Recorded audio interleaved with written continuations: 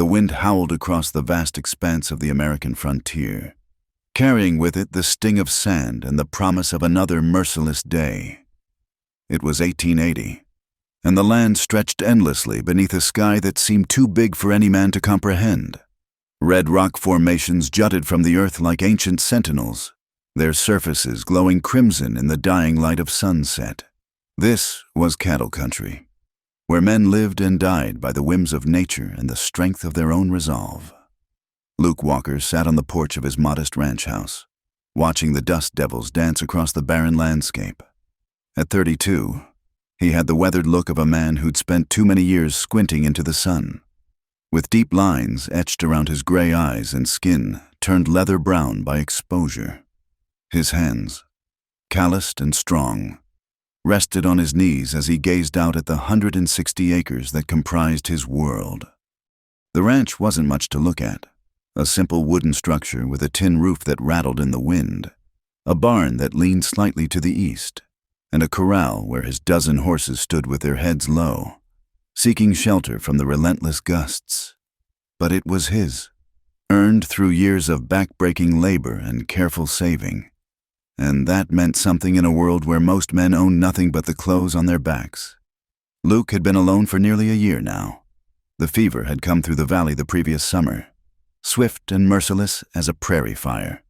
It had taken his younger brother Samuel first, then his sister-in-law Mary, and finally, their infant daughter. He'd buried them all in the small cemetery plot behind the hill, marking their graves with simple wooden crosses that he'd carved himself. Since then, the ranch had felt too quiet, too empty, as if the very walls remembered the laughter that once filled them. He rose from his chair as darkness began to settle over the land. The temperature would drop soon, one of the many contradictions of desert country, where days could scorch a man's skin and nights could freeze his bones. Inside, he lit the oil lamp and set about preparing his simple supper: beans, salt pork, and the hard biscuits he baked once a week. It was the same meal he'd eaten for months, but hunger made everything palatable. The sandstorm began just as he finished eating. Luke had seen it building all afternoon, a brown wall on the horizon that grew taller and darker with each passing hour. Now it was upon them, turning the air thick and choking, rattling the windows and finding every gap in the walls. He secured the shutters and checked on the animals, making sure they had shelter and water for the night. It was near midnight when he heard something that didn't belong to the storm. At first, he thought it might be a coyote or a lost calf, but the sound came again, a dull thud against the side of the barn, followed by what might have been a cry. Luke grabbed his Winchester from above the mantel and lit a lantern, pulling his bandana up over his nose and mouth before stepping out into the swirling chaos. The wind nearly knocked him sideways, and sand immediately began to collect in every fold of his clothing. He squinted through the haze, holding the lantern high as he made his way toward the barn. The horses were restless, stamping and whinnying in their stalls, but that wasn't unusual during a storm. He was about to turn back when he saw it, a large burlap sack propped against the barn door, partially buried by drifting sand. Luke approached cautiously. In these parts, unexpected packages could mean trouble. Rustlers sometimes left warnings, and he'd heard stories of worse things. But as he drew closer, the sack moved slightly, and he heard that sound again, weak, desperate, undeniably human. Setting the lantern down, he knelt beside the sack and carefully pulled back the rough material. What he found inside made his breath catch in his throat. A young woman lay crumpled within, her dress torn and dirty, her face pale beneath streaks of dust and what looked like bruises. Her lips were cracked and bleeding, and when her eyes fluttered open, they held a terror that cut straight through him. "Please," she whispered, her voice barely audible above the wind. "Please help me." Luke didn't hesitate. He gathered her into his arms, shocked by how little she weighed, and carried her toward the house. She moaned softly, but didn't resist, her head falling against his shoulder in exhaustion or unconsciousness. The storm raged around them, but Luke moved with purpose, shielding her body with his own as best he could. Inside, He laid her gently on the bed in what had been his brother's room. In the lamplight, he could see her condition more clearly, and it made his jaw clench. Someone had hurt this woman. The bruises on her arms were clearly from gripping hands, and there was a cut above her left eye that had only recently stopped bleeding. Her breathing was shallow, and her skin felt too hot despite the coolness of the night. Luke had doctored plenty of injured cattle and horses, and he'd helped Mary through her pregnancy. He knew enough to be useful. He heated water on the stove and found clean cloths, then set about cleaning her wounds as gently as possible. She stirred once or twice, mumbling words he couldn't understand, but didn't fully wake. As he worked, he couldn't help but notice details about her. She was young, probably no more than 25, with dark hair that might have been beautiful if it weren't so matted with dirt and sand. Her hands were soft, not the hands of someone used to ranch work, but there were new calluses and scratches that suggested recent hardship. Whatever had happened to her, wherever she'd come from, she'd fought hard to get here. Luke built up the fire in the main room and put more water on to boil. She would need broth when she woke, something easy on what was surely an empty stomach. As he moved about these simple tasks, he felt something stirring in his chest that he'd thought dead and buried with his family. It wasn't attraction. She was too vulnerable, too hurt for such thoughts. It was something more basic, the need to protect, to care for another human being. The storm continued to rage outside, but inside the small ranch house, a different kind of atmosphere had settled. For the first time in a year, Luke wasn't alone. He pulled a chair next to the bed and sat down, keeping watch over this unexpected visitor. Questions swirled in his mind. Who was she? Where had she come from? Who had hurt her? And why had she ended up at his door? But those could wait. For now, it was enough that she was safe, that she was alive, and that he could help her. As the night wore on and the storm began to lose its fury, Luke found himself studying her face in the flickering lamplight. Even beneath the dirt and injuries, he could see she had been pretty once, might be again when she healed, but it was the set of her jaw, even in sleep, that intrigued him most, a stubbornness, a determination that suggested she was stronger than her current state implied. "Please help me," she had whispered, and Luke Walker, who had thought his heart too scarred to feel anything again, had discovered he still had help to give. Dawn broke harsh and bright over the desert, the storm having blown itself out sometime before sunrise. Luke had dozed fitfully in the chair, waking every time the woman stirred or moaned in her sleep. Now, as golden light filtered through the windows, her eyes finally opened, wide, frightened, darting around the unfamiliar room before settling on him. "Easy now," Luke said softly, raising his hands to show he meant no harm. "You're safe. My name's Luke Walker. This is my ranch. About 15 miles outside of Coyote Creek." She tried to sit up, winced, and fell back against the pillow. Her voice, when it came, was hoarse and cracked. How did I get here?" "Found you last night during the sandstorm. You were in a grain sack by my barn." He poured water from the pitcher beside the bed. "Here, drink slow." She accepted the cup with trembling hands, sipping carefully. After a moment, she spoke again. "My name is Clara Morrison." She paused, as if testing whether the name still belonged to her. I need to leave. They'll be looking for me." "Nobody's going anywhere in your condition," Luke said firmly but gently. "You need rest, food, and those wounds need tending." "Who did this to you?" Clara's fingers unconsciously went to the bruises on her arms, and her eyes filled with tears she seemed determined not to shed. "It doesn't matter. I got away. That's what matters." Luke didn't push. He'd learned that some stories needed time to emerge, like water seeping up through rock. Instead, he focused on practical matters. "Can you manage some broth? You need to get your strength back." While Clara dozed, Luke went about his morning chores, his mind churning. The nearest law was in Coyote Creek, but Sheriff Patterson was known more for keeping the peace in the saloons than pursuing justice. If someone dangerous was after this woman, Luke would likely be on his own. The day grew hot, as it always did, the sun beating down mercilessly on the baked earth. Luke checked the water barrels.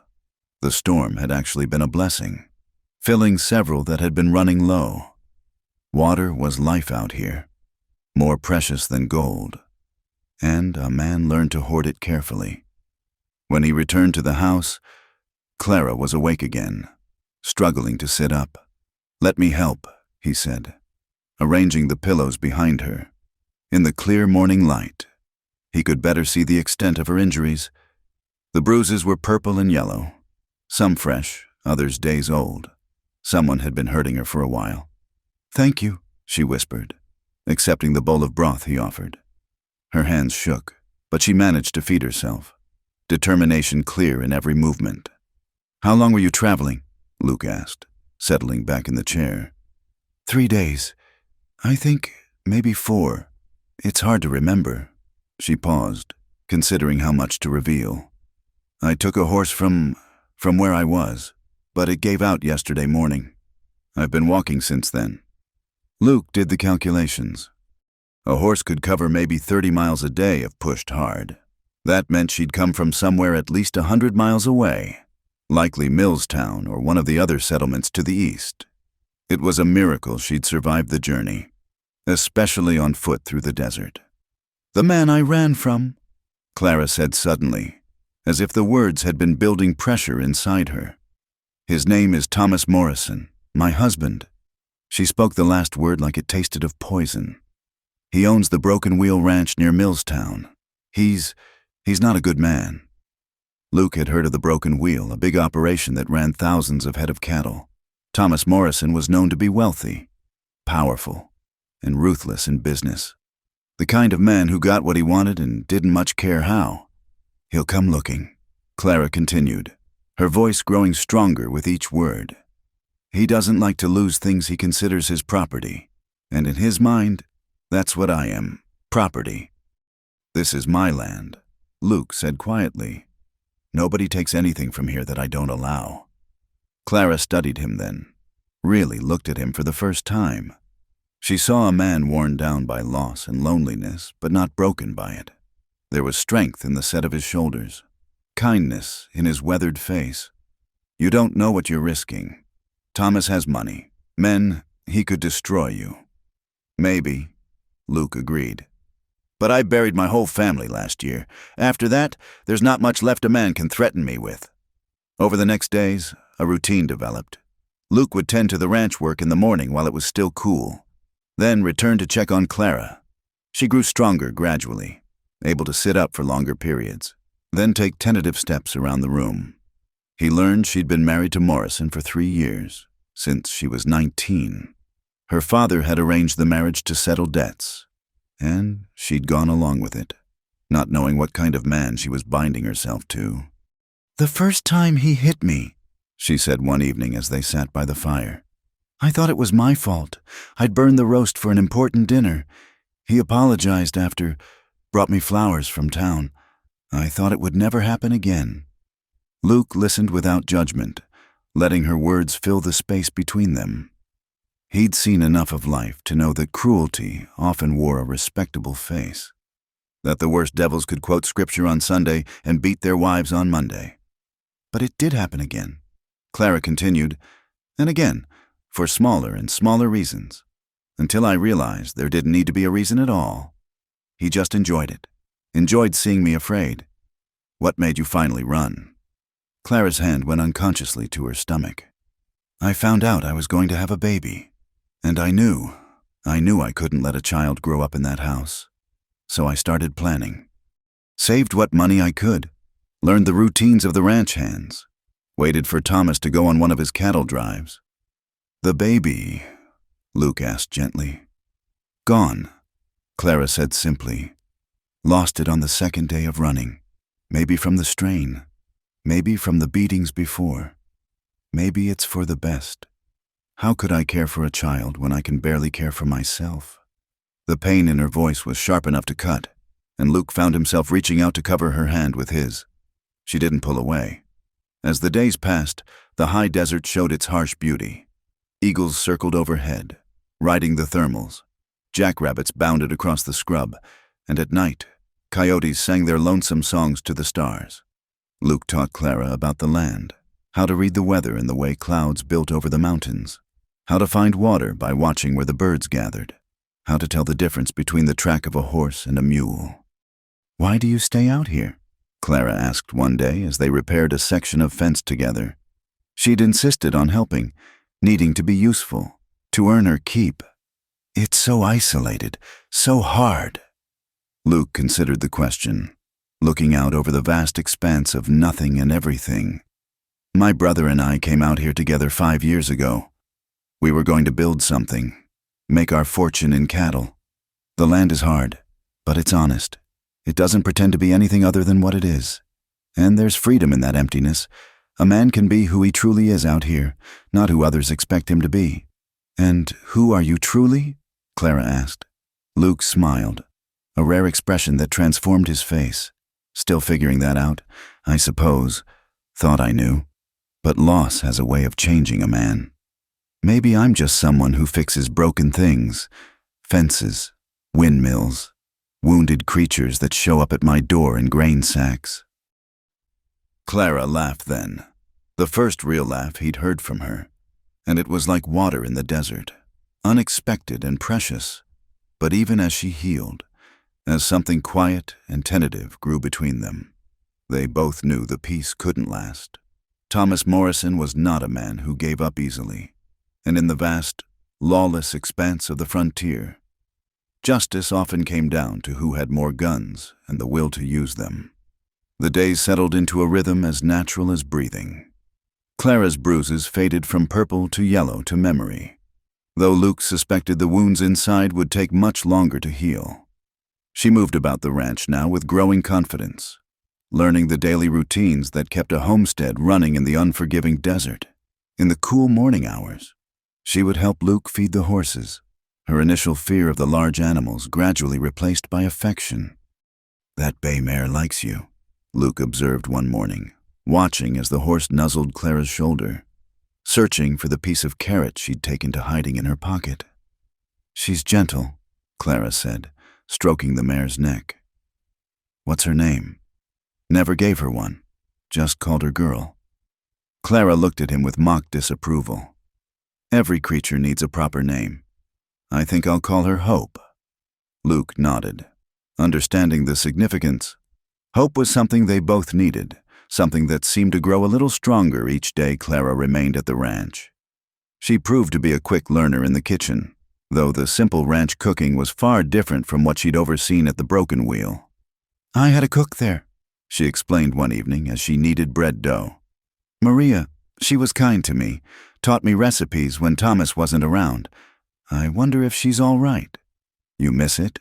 Luke asked carefully. "The comforts. I mean," Clara's hands stilled on the dough.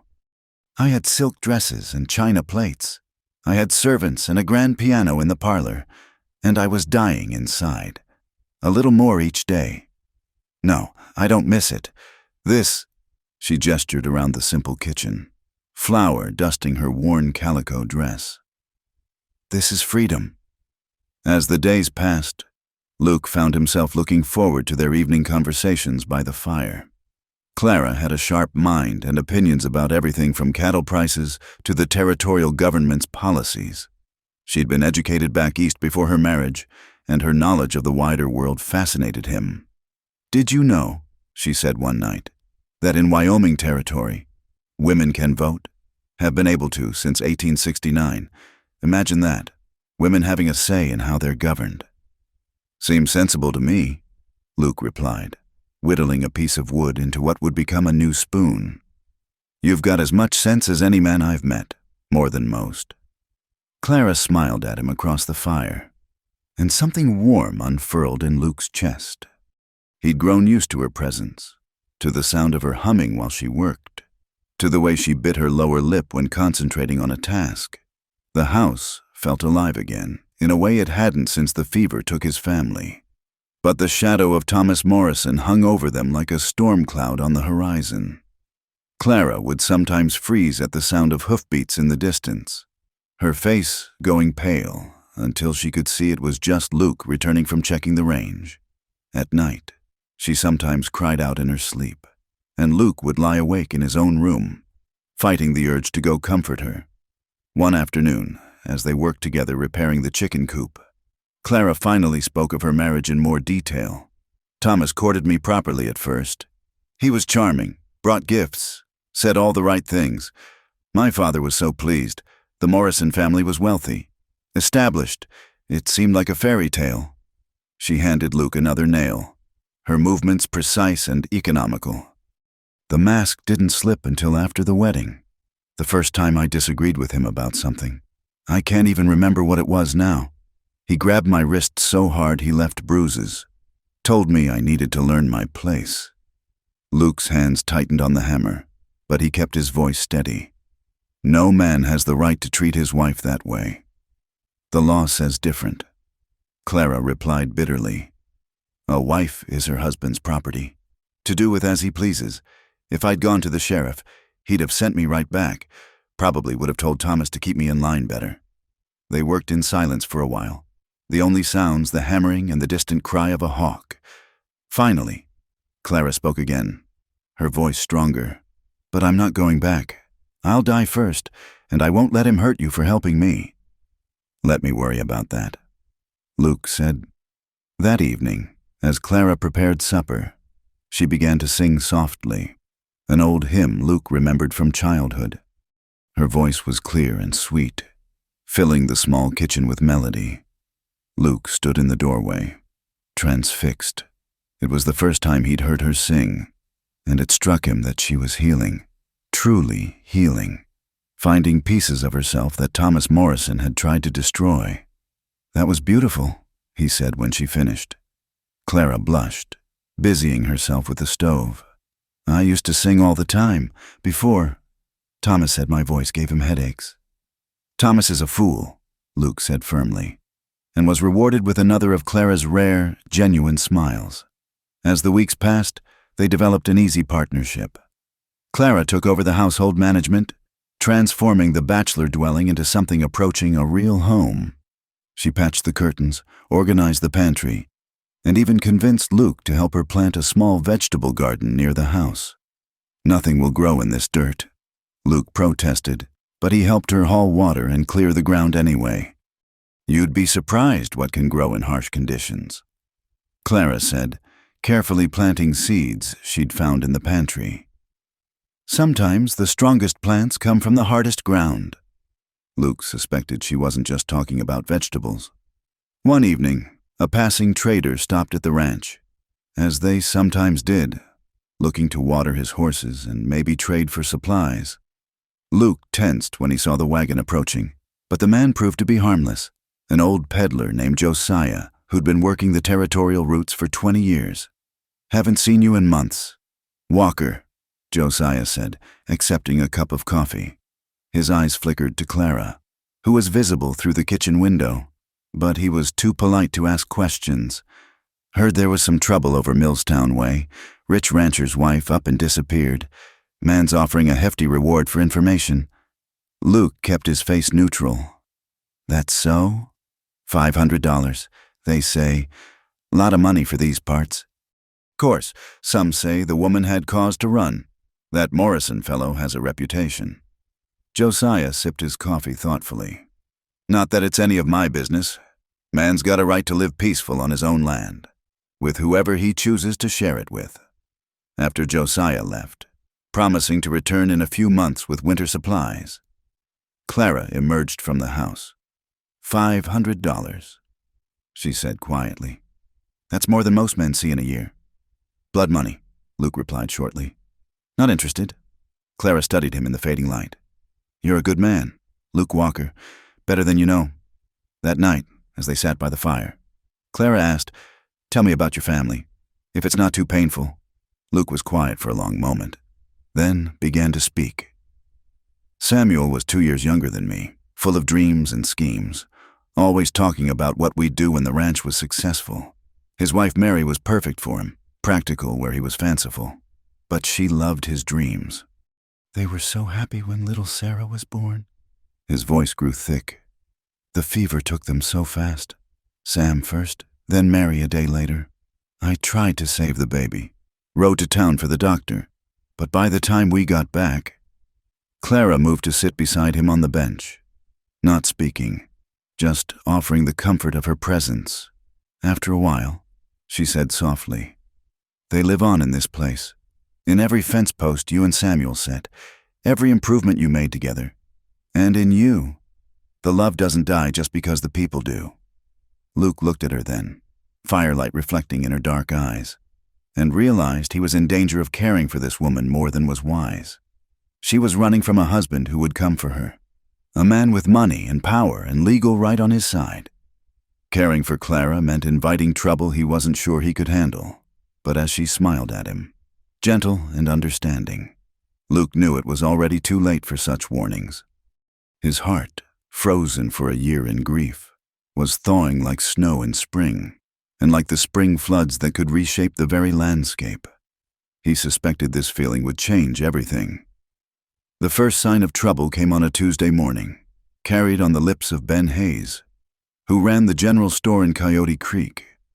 Luke had ridden into town for supplies, leaving Clara safely at the ranch with his rifle and strict instructions to bar the door to strangers. "Morning, Luke," Ben greeted him, but his usual friendly demeanor was strained. "Been hearing things you ought to know about." Luke continued loading sacks of flour into his wagon. "That's so." Ben glanced around nervously, then leaned closer. "There's been men asking questions, rough-looking sorts, saying they're looking for a woman, runaway wife, they claim. They're offering money for information." "Nothing to do with me," Luke said evenly. "Course not." Ben agreed quickly. "Just thought you should know. These men, they've been none too gentle with folks they think might be hiding something. Roughed up old Martinez pretty bad when he couldn't tell them nothing." Luke's jaw tightened. Martinez was a peaceful shepherd who lived alone in the hills. If Morrison's men were willing to hurt an old man, there was no telling what they'd do if they found Clara. "There's more," Ben continued reluctantly. "Sheriff Patterson's been making noise about how harboring a runaway wife is a crime. Says any man doing so could lose his land, maybe even face jail time." "Since when does Patterson care about the law?" Luke asked bitterly. The sheriff was known for looking the other way when it suited him, especially when wealthy ranchers were involved. "Since someone started lining his pockets, I'd guess." Ben finished loading Luke's supplies, then added quietly, "You be careful. Luke, whatever you're mixed up in, these aren't men to cross lightly." Luke rode home with a heavy heart, knowing their peaceful interlude was ending. As he crested the hill overlooking his ranch, he saw Clara in the garden, carefully tending the vegetables that had, against all odds, begun to sprout. She looked up at the sound of hoofbeats, shading her eyes with her hand, and smiled when she recognized him.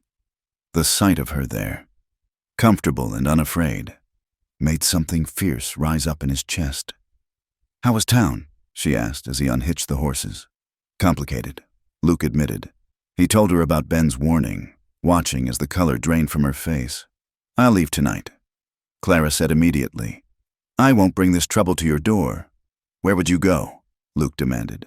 "You think you'll be safer alone on the trail than here?" "That's not the point. You've done enough, risked enough. I won't have your blood on my conscience." They argued through dinner, Clara insisting she should leave, Luke stubbornly refusing to let her go. Finally, as they sat by the dying fire, Clara asked quietly, "Why does it matter so much to you what happens to me?" Luke was silent for a long moment, staring into the embers. "When I found you that night, you asked for help. Been a long time since anyone needed me for anything.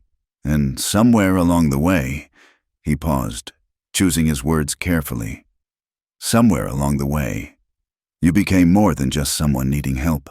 This place feels alive again with you here. I'd forgotten what that was like."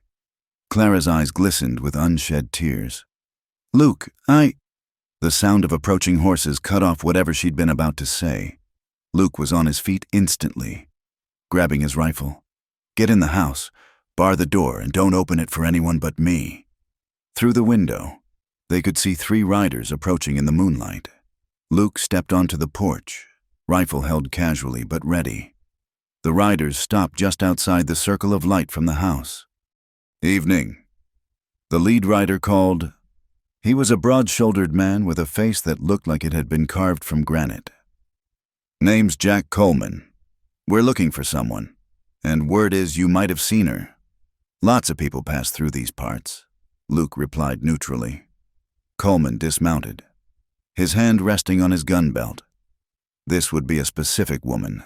Dark hair, about 22 years old, pretty little thing.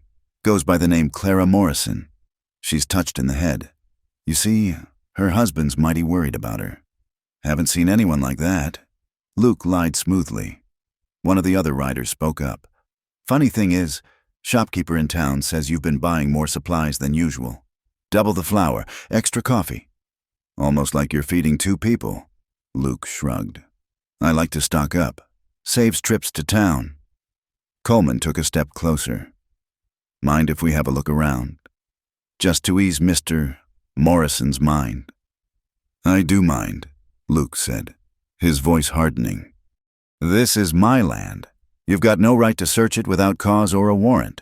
Now, that's an unfriendly attitude." Coleman drawled. "Makes a man wonder what you're hiding." "I'm hiding nothing but a strong dislike for trespassers. You've asked your questions. I've answered them. Time for you to move on." The tension stretched taut between them. Luke could feel Clara watching from inside, could imagine her fear. But he kept his eyes on Coleman, his rifle steady. Finally, Coleman stepped back. "Have it your way, Walker, but this ain't over, mister. Morrison is a determined man when it comes to retrieving his property, and he's got friends in high places. A man's wife isn't property," Luke said coldly.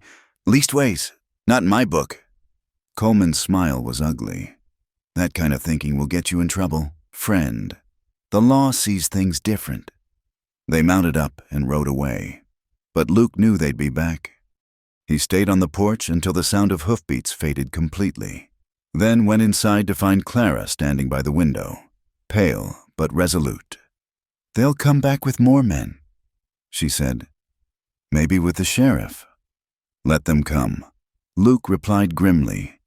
Over the next days, Luke prepared for the siege he knew was coming. He reinforced the shutters, stocked ammunition, and filled every available container with water.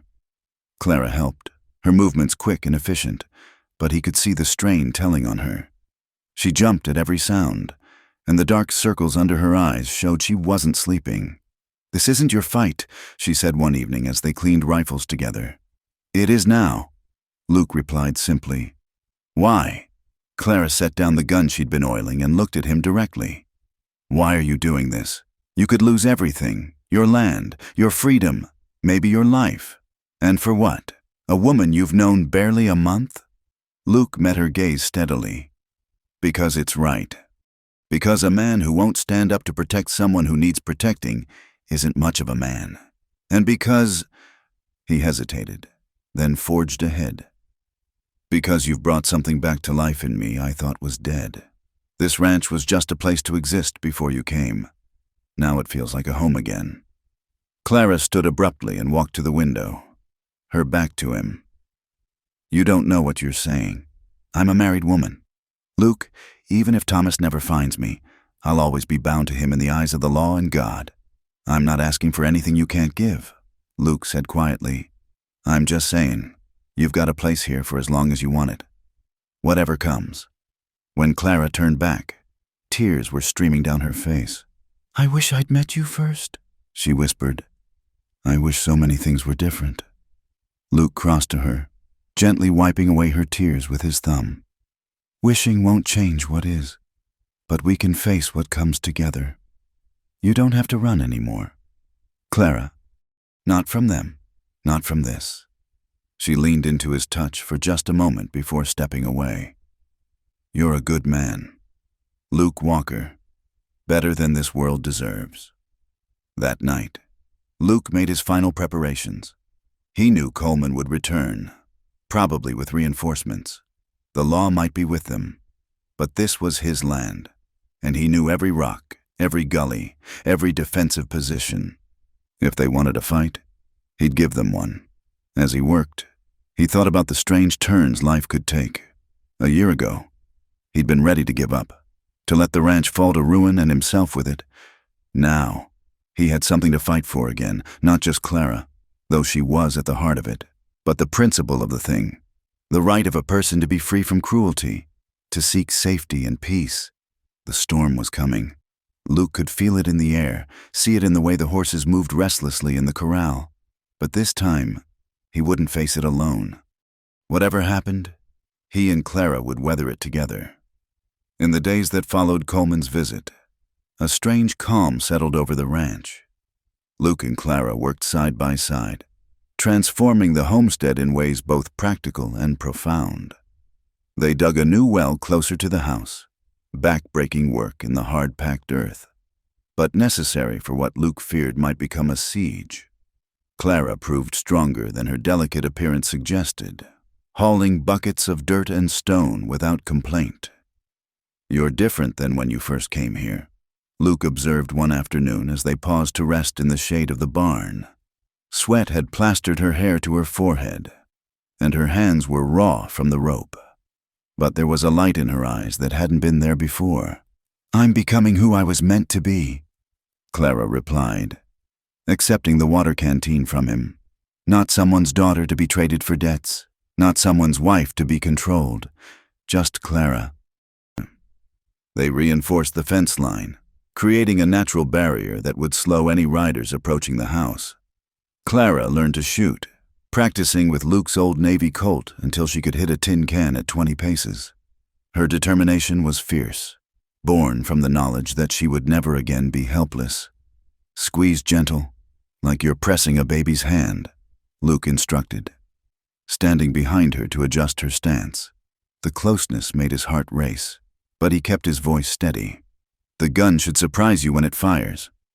Clara's first successful shot sent the can spinning, and she turned to him with such joy that Luke couldn't help but smile back. These moments of happiness felt stolen, precious, because they both knew they couldn't last. One evening, as they shared supper, Clara spoke about her life before marriage. "I wanted to be a teacher," she said, pushing beans around her plate. "I loved books, loved learning. My father thought it was foolish, said education made women difficult. Seems to me the world could use more difficult women," Luke replied, earning another of her rare laughs. They had taken to spending their evenings planning improvements to the ranch, sketching out ideas for expanding the garden, maybe adding a fruit orchard near the creek. It was a dangerous game. This planning for a future neither could guarantee, but it gave them hope. "We could build a root cellar here," Clara suggested, pointing to a spot on Luke's rough map. "Store vegetables through the winter, and maybe a smokehouse for preserving meat."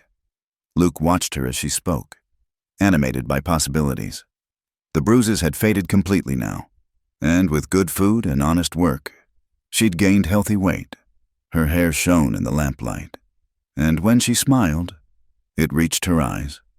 He was in love with her, completely, irrevocably in love. The knowledge sat in his chest like a stone, heavy with the impossibility of it all. 3 weeks after Coleman's visit, they saw the dust cloud on the horizon. Luke had been expecting it, watching for it, but the sight still made his blood run cold. This wasn't 3 riders. This was a small army. "How many?" Clara asked, standing beside him on the porch, shading her eyes against the afternoon sun. 8, maybe 10 riders." Luke's mind raced through defensive possibilities. "Get inside. Remember what we practiced." Clara grabbed his arm. "Luke, there are too many. You can't fight them all. I can slow them down, make them think twice." He covered her hand with his. "Whatever happens, you've got the horse saddled in the back. If things go bad, you run. Head north to the Jacobson Ranch. They're good people. They'll help you." "I won't leave you," Clara said fiercely. "You will if I tell you to." His voice was rough with emotion. "Promise me, Clara."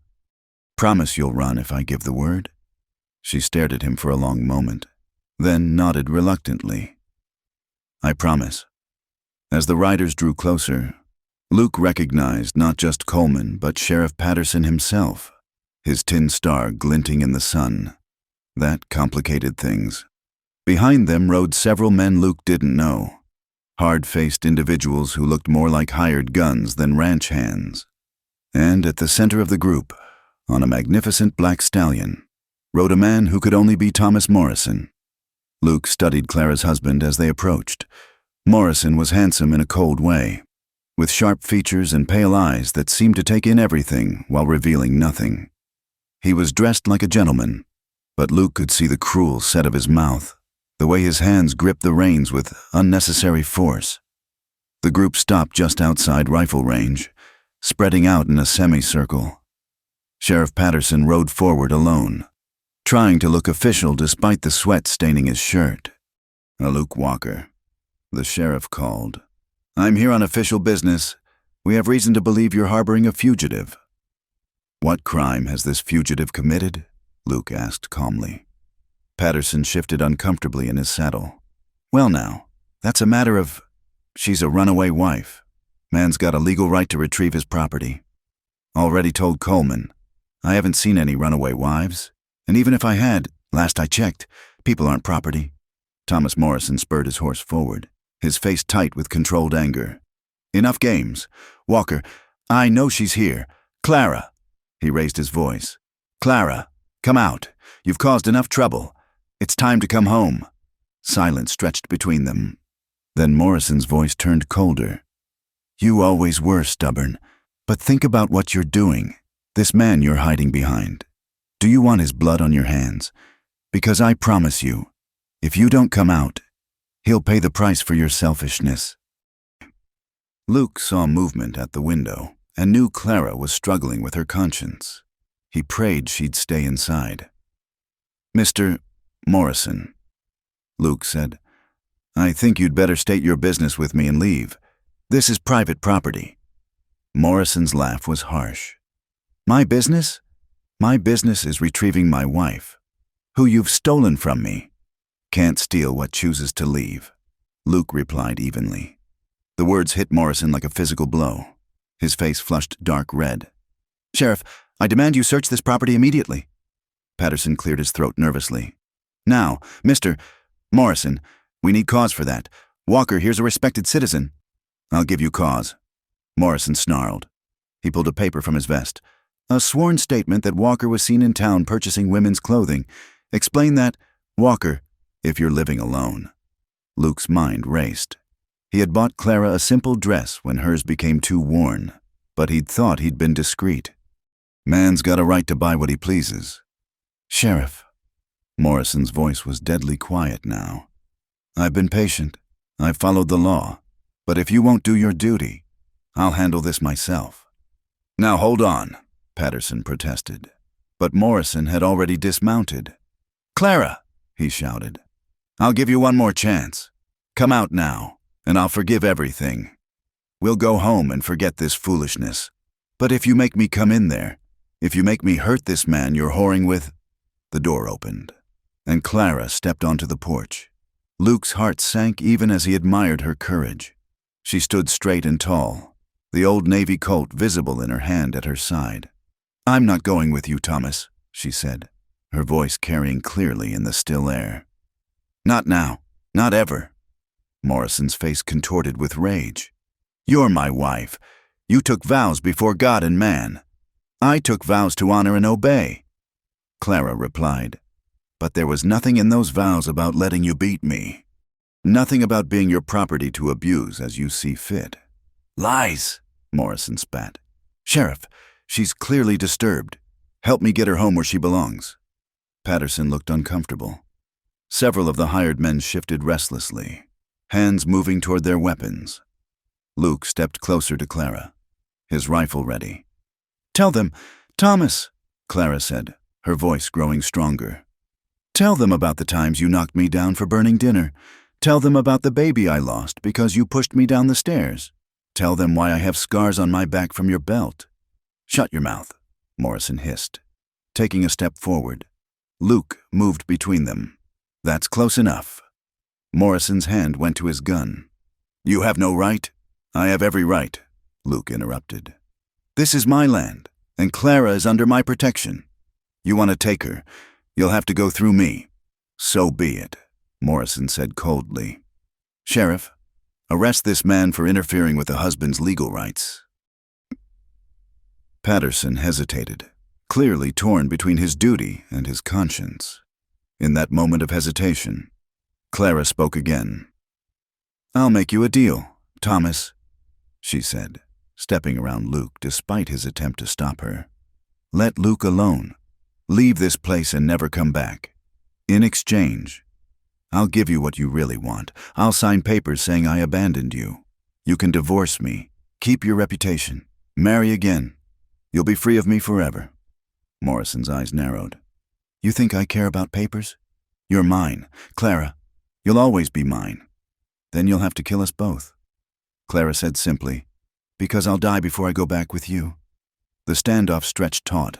Luke could feel the tension humming in the air, could see fingers twitching near gun butts. One wrong move would turn this into a bloodbath. The storm arrived with the sunset, rolling in from the mountains like a living thing. Dark clouds piled upon each other, lit from within by flashes of lightning that turned the landscape into a series of stark photographs. Moments of brilliant clarity followed by absolute darkness. The wind picked up, sending dust devils spinning across the yard and rattling the shutters Luke had reinforced. "Storm's coming in fast," Sheriff Patterson said nervously, glancing at the sky. "Maybe we should settle this another day, Morrison." "We settle this now," Morrison snarled. He hadn't taken his eyes off Clara since she'd emerged from the house. "I'm not leaving without my wife." Thunder crashed overhead, so loud it made several horses rear and whinny in fear. The first fat drops of rain began to fall, creating tiny craters in the dust. Within moments, the drops became a deluge, turning the ground to mud and reducing visibility to mere yards. "Everyone inside," Luke shouted over the storm. "We can discuss this like civilized men. No." Morrison drew his gun, pointing it at Luke. "She comes with me now, or you die where you stand." Everything happened at once. Lightning split the sky, illuminating the scene in harsh white light. Luke shoved Clara behind him as Morrison fired, the bullet whining past his ear. Coleman and his men went for their guns, but the sheriff was shouting something about jurisdiction and lawful arrest. Luke dove for cover behind the water trough, pulling Clara with him. Gunfire erupted from multiple directions, muzzle flashes barely visible through the driving rain. Clara pressed against him, the Navy Colt steady in her hand. "The house," Luke said urgently. "We need to get to the house." They ran together, mud sucking at their boots, as bullets chipped wood from the porch posts around them. Luke kicked the door open and pushed Clara inside, spinning to return fire. He saw one of Morrison's men clutch his shoulder and fall from his horse. Inside, Luke barred the door and moved to the window. Through the storm, he could see men taking cover behind whatever they could find. The barn, the chicken coop, overturned wagons. Morrison was screaming orders, his gentlemanly composure completely gone. "How many bullets do you have?" Luke asked Clara. 12 shots left," she replied, checking the cylinder. Her hands were steady despite the chaos. "Luke, I'm sorry. I brought this to you." "No apologies," he said firmly. "Not now. Not ever." A window shattered, showering them with glass. Luke returned fire, trying to conserve ammunition. The storm was growing worse, turning the gunfight into a confused melee. Through the rain, he could see Sheriff Patterson trying to restore order, but nobody was listening to him. "Walker," Morrison's voice carried over the storm. "You're outnumbered. Send her out and we'll let you live." Luke's response was another shot that sent Morrison diving behind a wagon wheel. But he knew Morrison was right. They couldn't hold out forever. Already, he could see men moving to flank the house. Then Clara did something that surprised him. She moved to another window and fired. Not wildly, but with careful aim. One of the flanking men cried out and stumbled back. "You taught me well," she said with grim satisfaction. The battle raged as the storm reached its peak. Hail began to fall, chunks of ice the size of marbles pelting down with painful force. The temperature dropped dramatically, and soon everyone was soaked to the skin and shivering. A lucky shot from one of Morrison's men caught Luke in the left arm, spinning him away from the window. Clara was beside him instantly, tearing strips from her petticoat to bind the wound. "It's not bad," Luke gritted out, though blood was seeping through his shirt. "Just a graze." Lightning struck nearby, so close the thunder was instantaneous.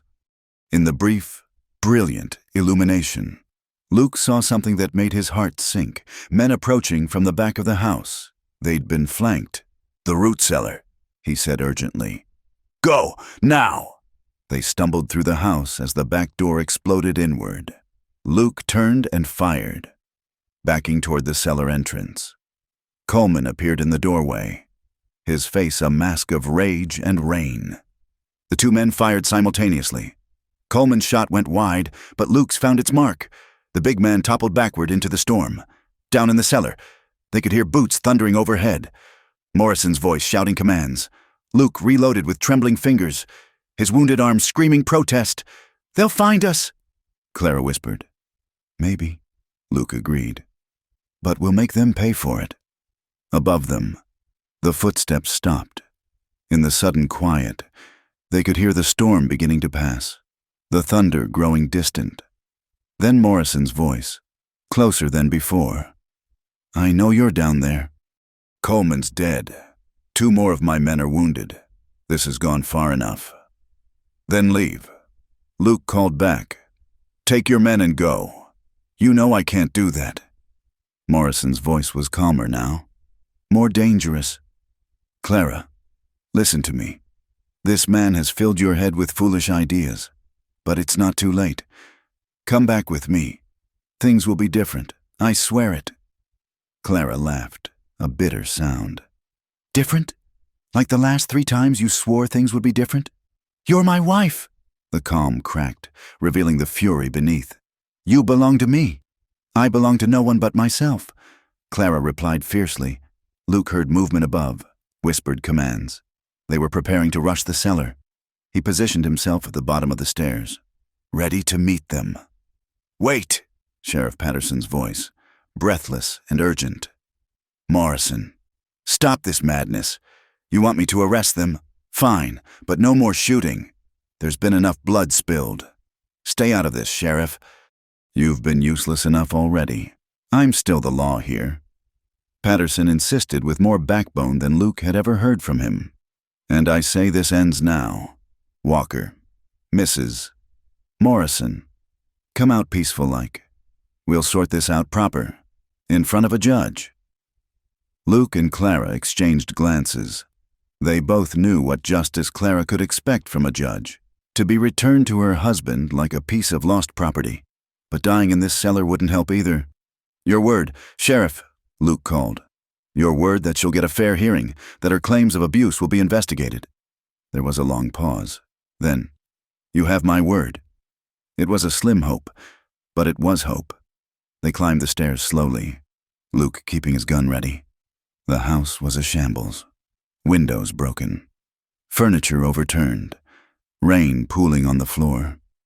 Morrison stood in the center of the room, muddy and disheveled, his fine clothes ruined. His pale eyes blazed with hatred as they emerged. "Arrest them both," he commanded. Patterson stepped forward reluctantly.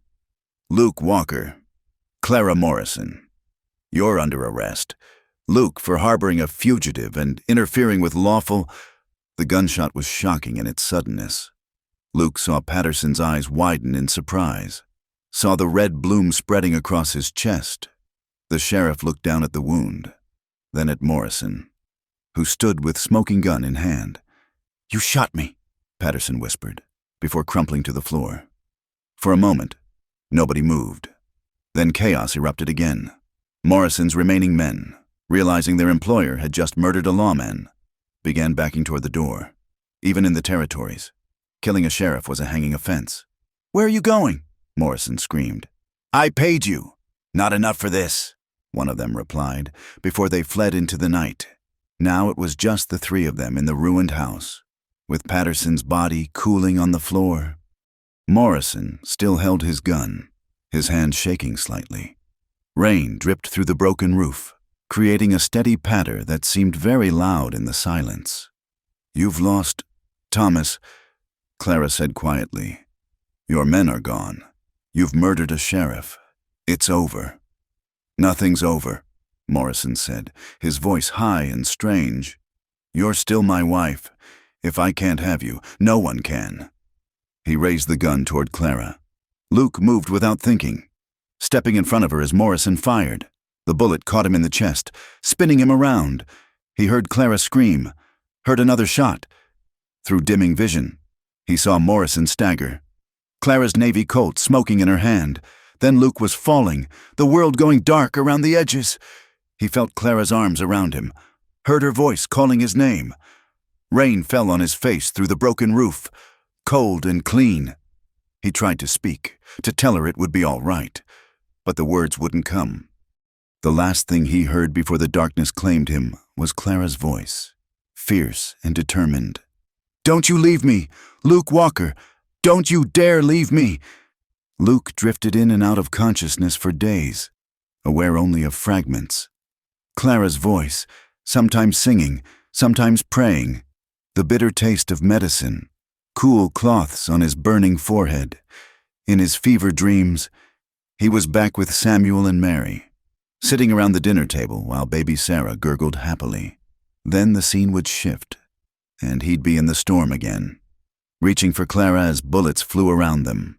When he finally opened his eyes fully, sunlight was streaming through a window he didn't recognize.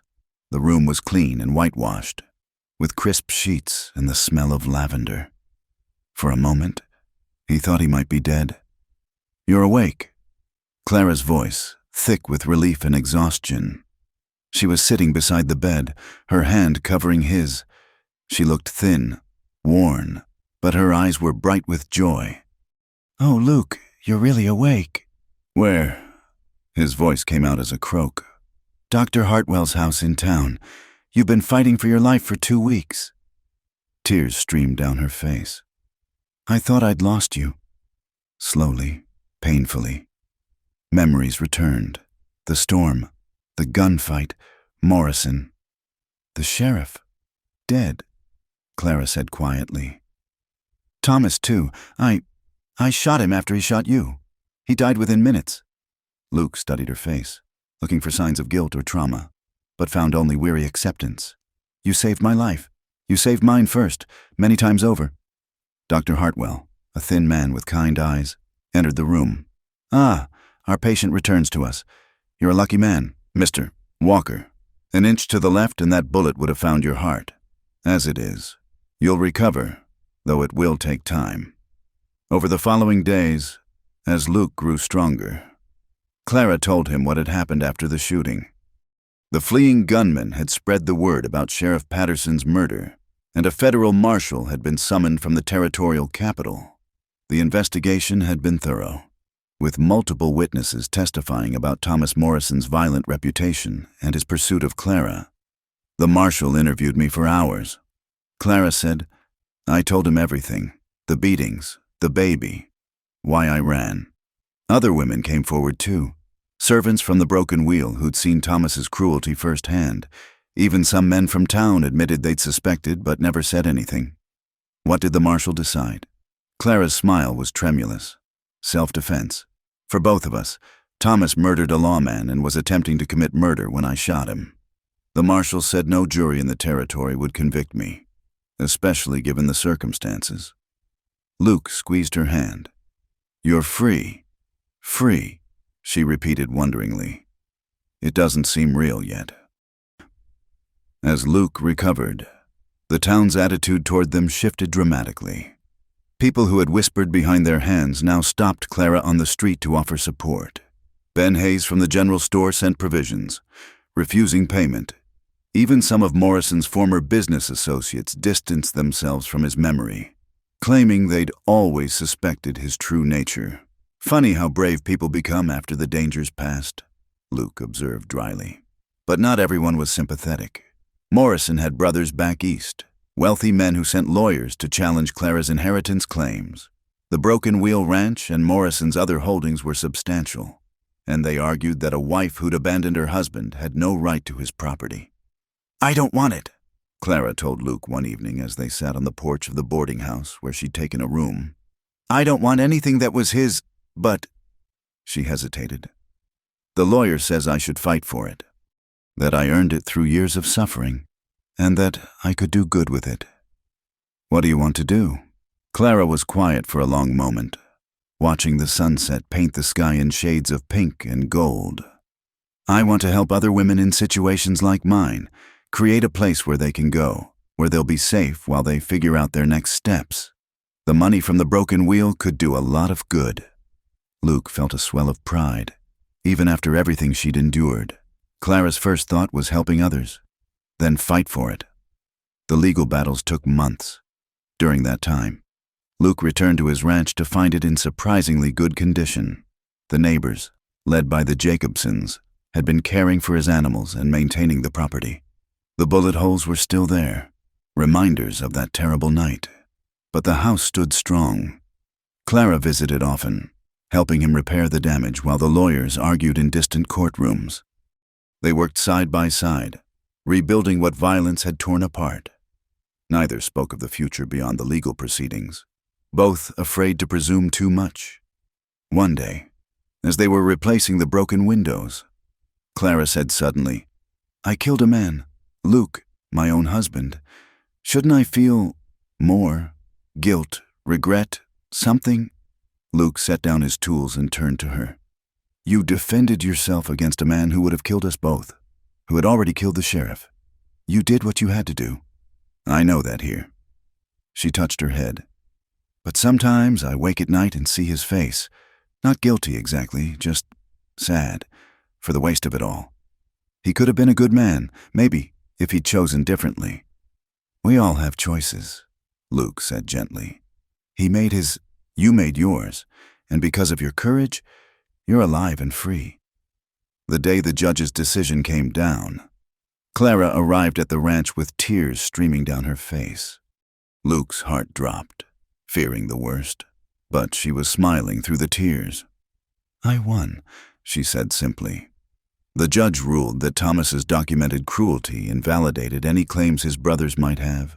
"It's all mine, the ranch, the cattle, the accounts, everything."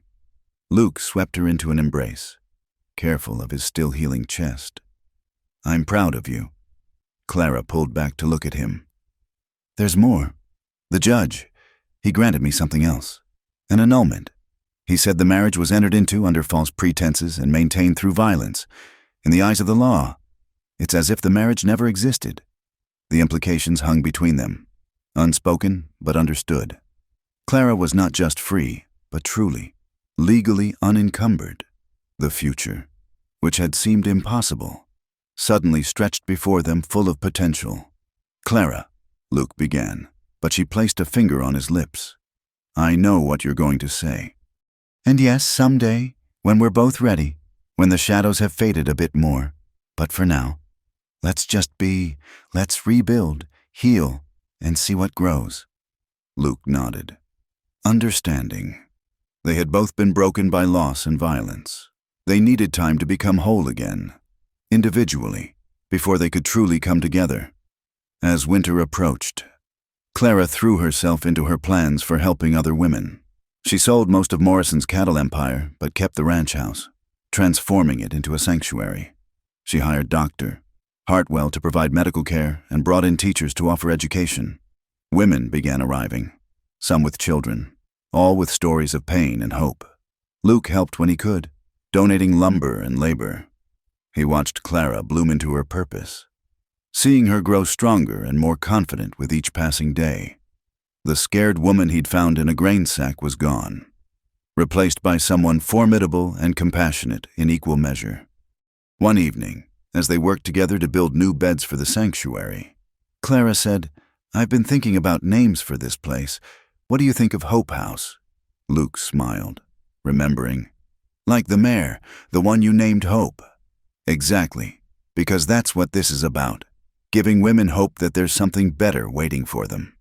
As they worked, snow began to fall, the first of the season. It dusted the ground gently, covering the harsh landscape in pristine white, like the snow covering the desert.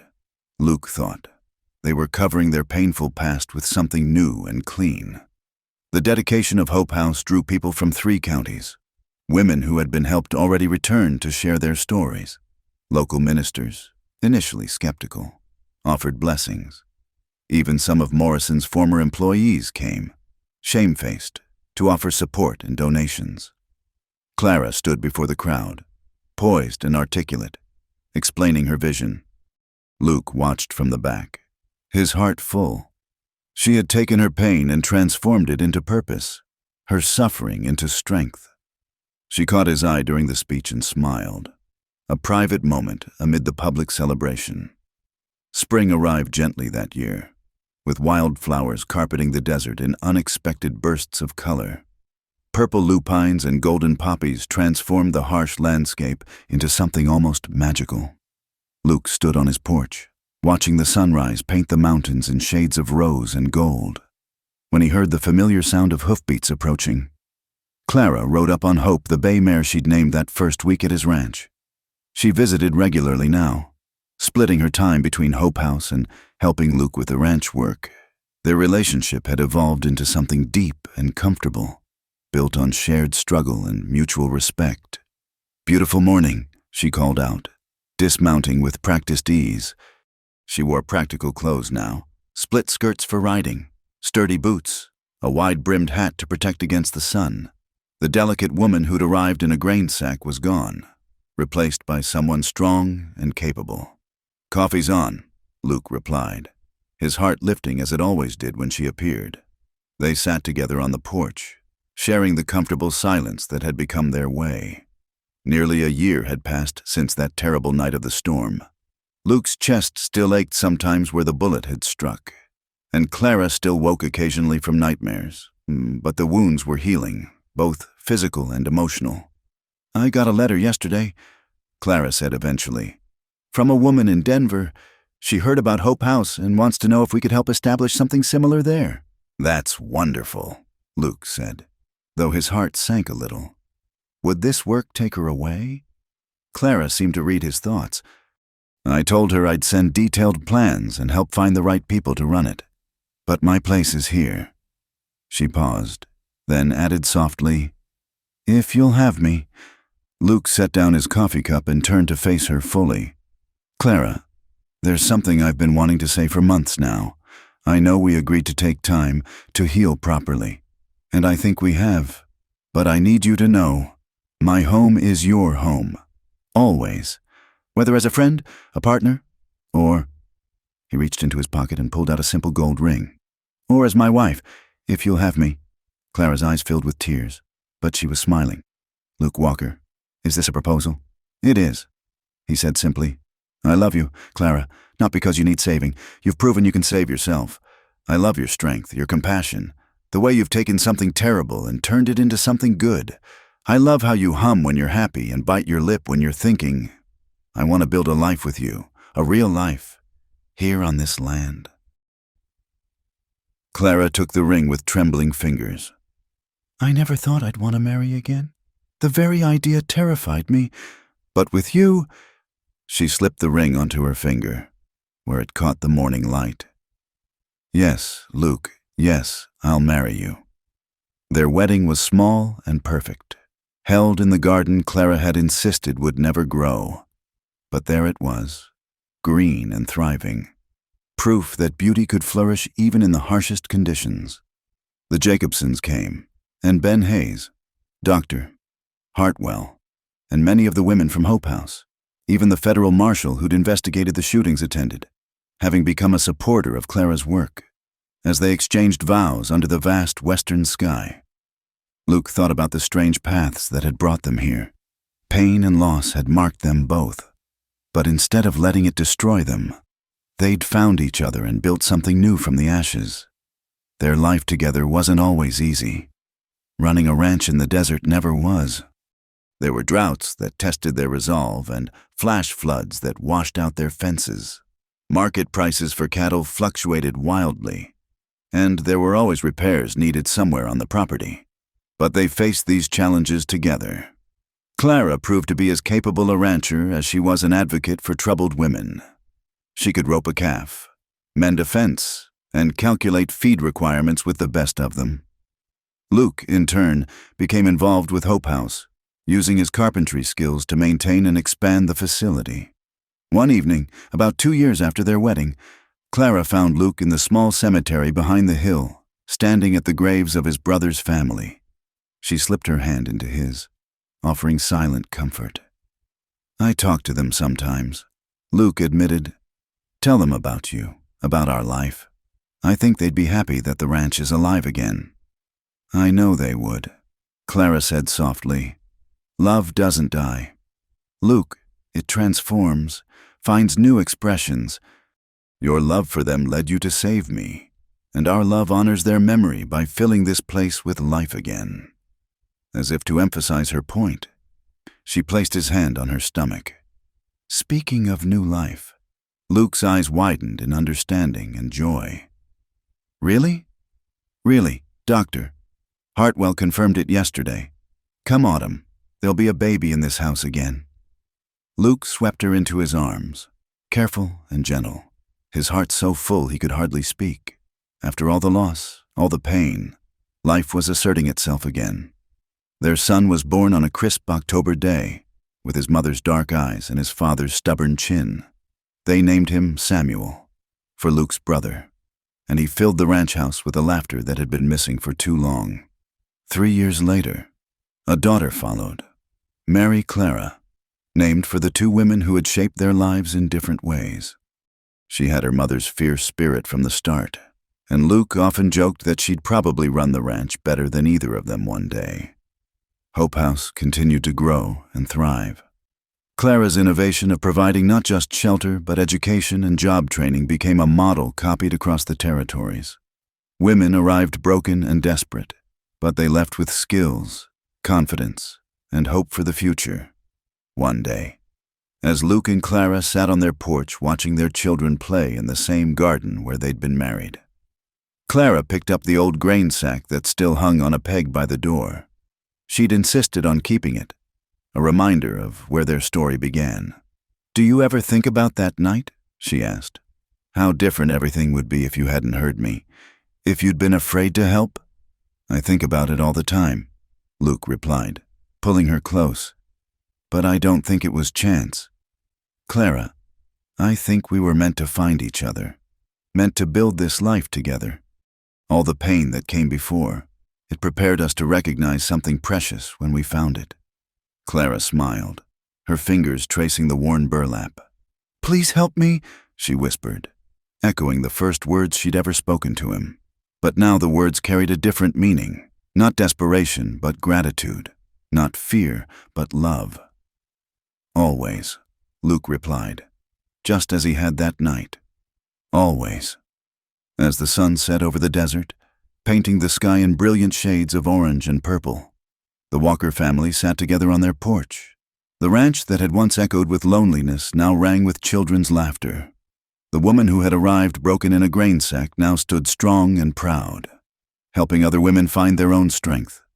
The man who had thought his heart died with his family had found it capable of more love than he'd ever imagined. In the distance, a coyote called to its mate, and another answered. The sound that had once seemed mournful to Luke now sounded like a celebration, wild creatures calling to each other across the vast expanse, confirming they were not alone. And neither were Luke and Clara. They had each other, their children, their community, and the knowledge that from the deepest suffering could come the greatest joy.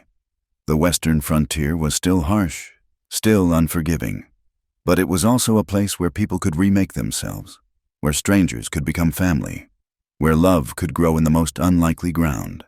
As stars began to appear in the darkening sky, Clara began to sing, the same hymn she'd sung that day in the kitchen when Luke had first realized he loved her.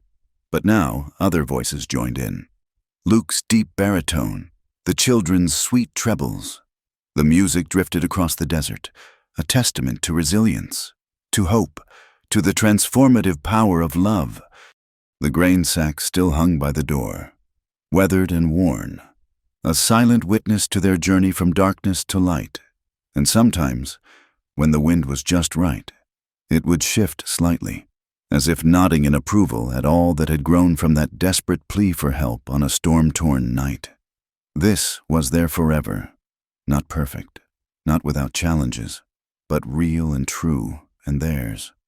A love story written not in grand gestures, but in daily choices, in shared work and quiet moments, in the courage to trust again after betrayal, to hope again after loss, to love again after heartbreak. The desert bloomed around them, proof that life finds a way, that love finds a way, that even in the harshest conditions, something beautiful can grow. And in that small ranch house, where tragedy had once lived, joy now made its home, permanent, unshakable, and forever. Thank you so much for listening to this story. If you enjoyed this tale from the Wild West, please let us know in the comments where you're listening from. We love connecting with audiences around the world. Don't forget to subscribe to From Wild West channel for more stories of love, courage, and redemption from the American frontier. Share your thoughts about Luke and Clara's journey in the comments below. What part of their story touched you most? Until next time, partners.